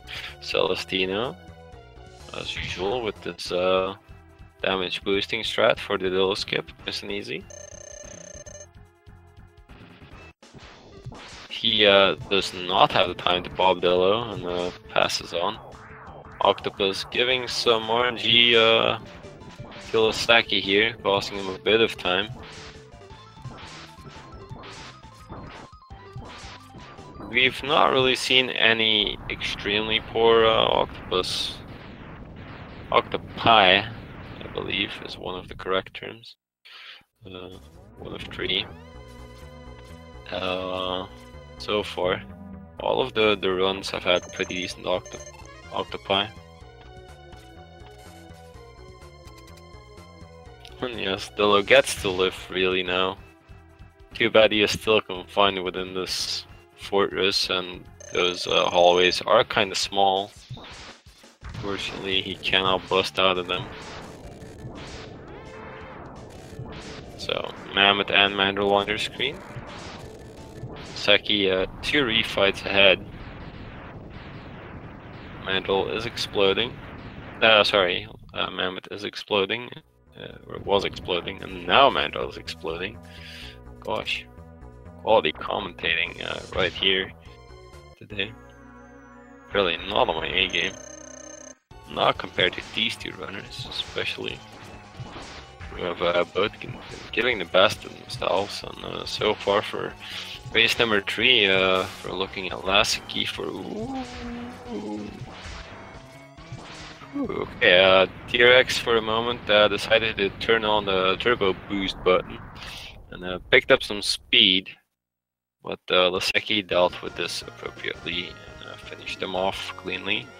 As Celestinno, meanwhile, is having some struggles with Octo, who gives him at least 3 swirlies that I saw, which means that it cost him about 10 seconds. Was already a bit behind. Laseki, I guess, picked up enough HP on his way here because he does not farm for a sub-tank. Sub-tank also gives you a lot of HP refill. I believe it's 2 HP per 1 tick in the sub-tank. So even if he doesn't have a full sub-tank, he will get full HP from it when he pops it. If it's at least, I believe, a third or half full. Now going up against a dog. Actually, that's a really clean fight. It's pretty smooth and pretty quick. Staying close range on the dog and on ground level is kind of what you want. That will be the fastest. At least for most cases. The fastest way is really to take a bit more risks, do a special strat with a nice sled called Head Dog. But yeah, I'm sure you're gonna see that on other races. On your right, Celestinno dealing with T-Rex. Pretty good job there. Shadow exploding on your left. Laseki is in range now of taking the victory. We'll have to see what the claws have to say about it. Will the claws become a deciding factor in this race? Yes or no? Right claw is trying to play a part. Lightnings are flying around. Left claw definitely not deciding to stay still. Laseki's way to a potential victory. Right claw coming over for it again. This looks good. He still has safeties and he finishes this race with an official race spot time of 34 to 26. And that means that Laseki will be taking the victory in this series. And he will actually finish his group stage strong with a victory. Fortunately, it's the only victory he's gotten over the course of this group stage, so yeah. That leaves him with a single victory out of 3 games. And I think that this victory from Laseki, in fact, makes 2 other people very happy, as this will lock both Tokyo 90 and Yaki into place to go to brackets. The only thing that needs to be decided there is who will be first seed, but since they both already have 2 wins, I think that Tokyo will be a guaranteed first seed here. No matter if it's fastest time or if it's the 1v1 race. And on your right we see Celestinno. Now on to the last bit of the fight. Let's see what kind of RNG that he gets. Pew pew pew, a lot of pew pew, a lightning. As you can see there, he takes a decent chunk out of his HP from a lightning. Imagine he did not have the body armor, that would have been half of his HP. But now it still looks really comfortable. This is also why he's taken this. Oh, actually, doing wall kicks off the side of that claw. Wow, what a guy. It takes some guts to do that. With that, he finishes race number 3 with an official race bot time of 36:12. And boat runners saying their GG's. I'm looking forward to a little break from the game. They are both eliminated from the tournament after this race today. The break will still be well deserved. It's a pretty rough game to run through, especially in this category. A let's take a look. If they want to have a little talk with us.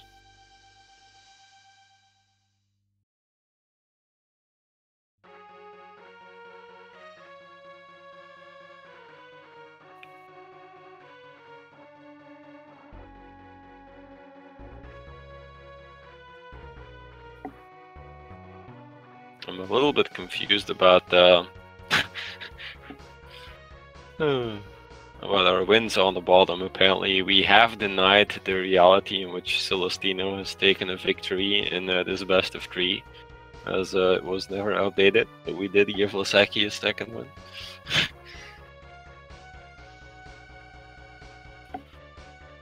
Alright, Celestinno is definitely up for a little chat after the race. I'm not sure if Laseki is up for the same.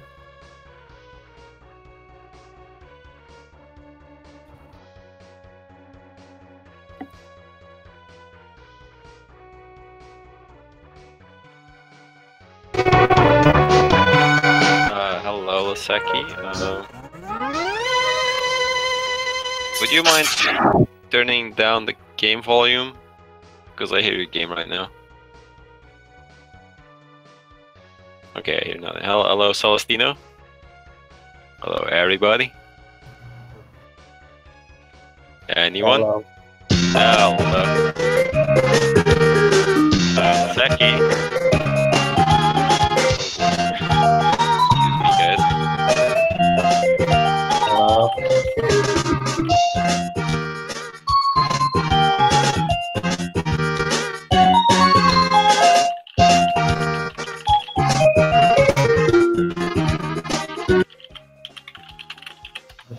Okay, I think Laseki will have to take a little look at that. Meanwhile, with Celestinno, okay, Laseki has dropped out for a second. I'm sure he'll be back in a moment. So, anyway, Celestinno, pretty good races you had today. Some good runs. Unfortunately, Laseki took it from you. I believe you had a chance for a triple 2-0 tie in your group if you tied today. If you won today. But Laseki apparently did not want to give you that for free. How do you feel about your runs today? Yeah, my runs were pretty good actually. I'm happy I'm consistent at getting a 36.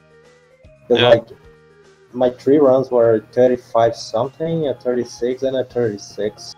So yeah, I'm happy I'm consistent, at least at the level I am. Yeah, that's always a good thing to look at. And did you actually PB? Because I do think that after race 1 I asked you if you PB'd, and you gave me this answer where you said, I think so, and I'm like, okay, he's not even sure. But did you PB actually or not?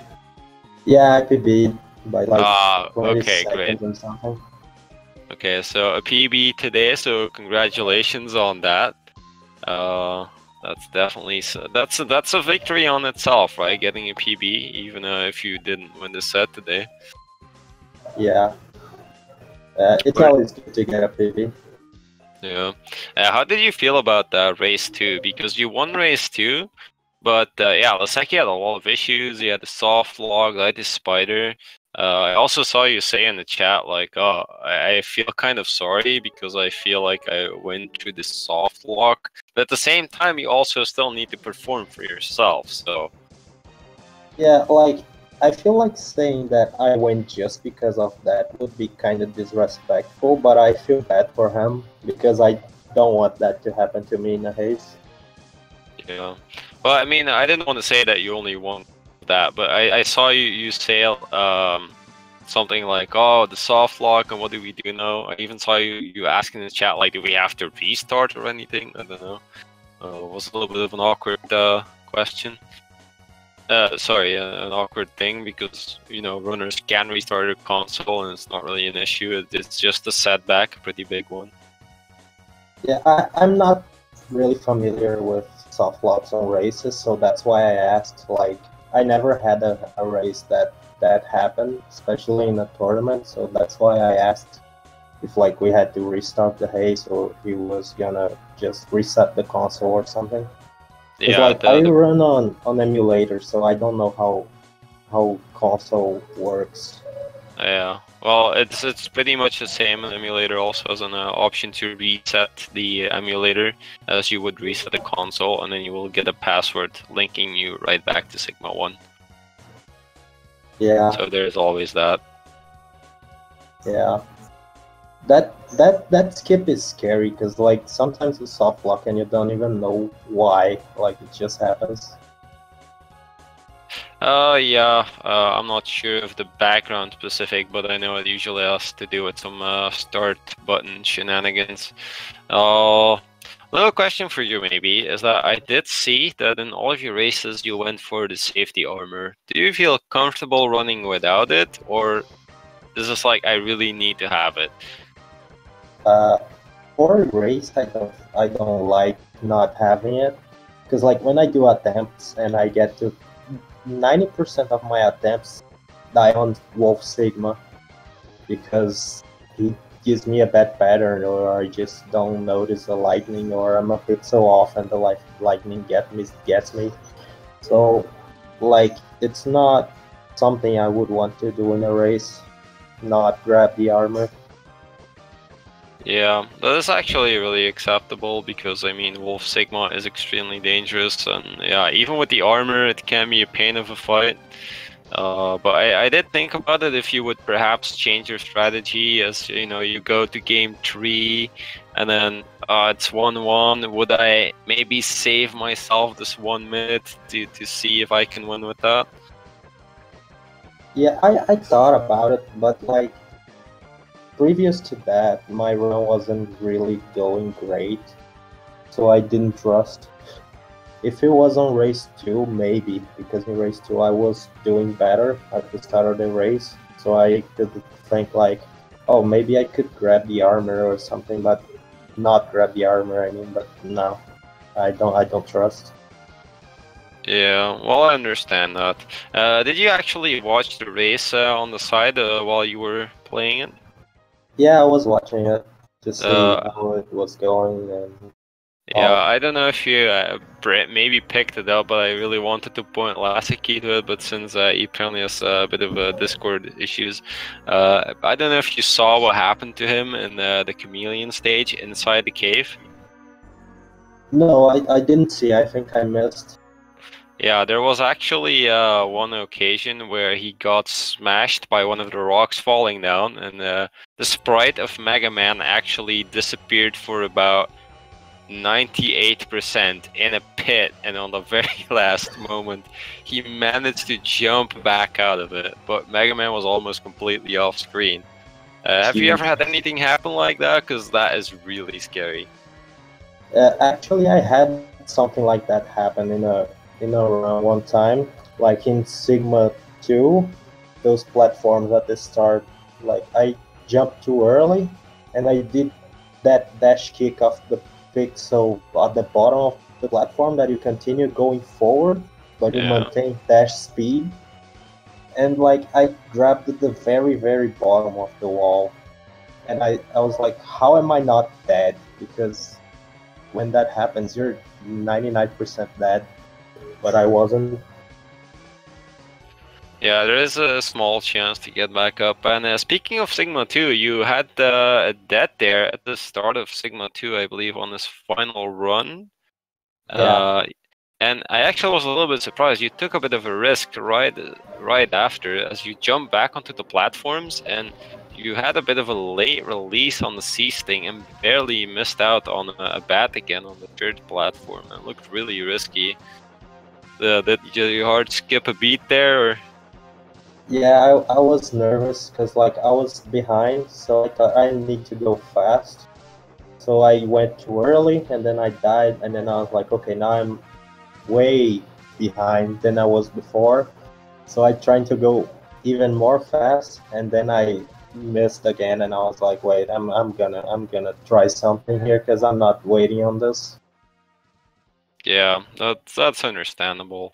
So the tournament will be ending for you here. What are your plans right now?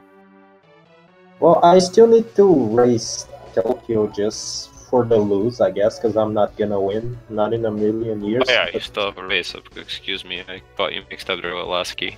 yeah, but my tournament is pretty much over because I'm not gonna win that. And even if by a miracle, like soft locks twice or something, I win, it's not. I'm not getting out of the groups. It's not possible anymore. I lost two times already. Yeah, that is true. So I think I'm gonna play Mega Man Extreme from now on. I ran that game for a while, so I'm planning on getting back on it. Alright, so a bit of a change of speed game there. Anyway, I think I'm gonna go and round out this interview. Thank you for the races, it was very entertaining. I'd like to send out a little thank you to both of our runners, Laseki and Celestinno. You can find their links here. So a little payment for the runners is always a little follow if you like. Laseki apparently back to X3 and X2, as he says there. On commentary, there's me, Drago. I'm not important, just skip that one. On the restream, we have the speed gaming crew always. I believe Fiesel is with us today. But no matter who, it's always nice to have these guys backing us up and doing all of this restreaming and all this background work. You never see them around, but they're definitely doing a great job out there. So there's that. More Mega Man X. I do believe that for today we are out of matches. The next match will be tomorrow at 11 p.m. EST between Colonel Fato and M-Doys. So you'll have to come back and well, sometime tomorrow. I'm not sure of the exact conversion right now, but you can find it all there on the links. There's also a link to the bracket, and you can also check out the VODs in case you've missed anything. As far as right now goes, I do have to take a little look to see what is on the other Speed Gaming channels, but I see Speed Gaming 2 has a Spyro the Dragon trilogy relay race, so if you're into little cute little dragons, perhaps you can go take a look there. I do believe this is the only other Speed Gaming 2 channel right now, but there is in fact also a till the 28th. Wait, did I? Sorry, yeah, that is Thursday, December 28th, actually, is the race between Colonel Fatso and Endo. So actually, MMX term is on a little stop. Sorry, I misread the schedule. MMX will be skipping out a little bit, so if you want any MMX, you'll just have to look up some separate runners. Right now, I guess we will be going to Speed Gaming 2 for Spyro, and anything else coming up. I do believe there's a schedule somewhere. I think you can always find it on the bottom of this stream page. With that, I think we are done here. I thank everyone for tuning in, and I will see you again next week for more races, or someone else will see who's on commentary. Thank you for watching, and good night. Bye.